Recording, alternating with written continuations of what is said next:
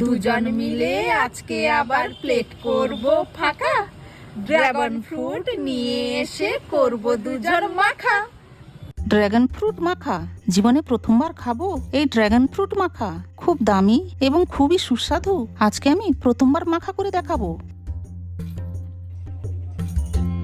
প্রথমে ড্রাগন ফ্রুটগুলো বেছে কেটে নেব ছোট ছোট করে। তারপর বিকেল বেলায় আড্ডার সাথে সাথে ঘরের বন্ধু বা বাইরের বন্ধু সাথে উপভোগ করুন এই ড্রাগন ফ্রুট মাখা।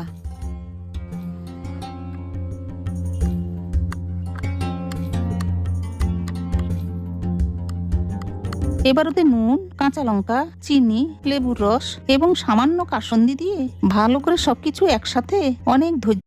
দুজন মিলে আজকে আবার প্লেট করব ফাঁকা, ড্রাগন ফ্রুট নিয়ে এসে করব দুজন মাখা।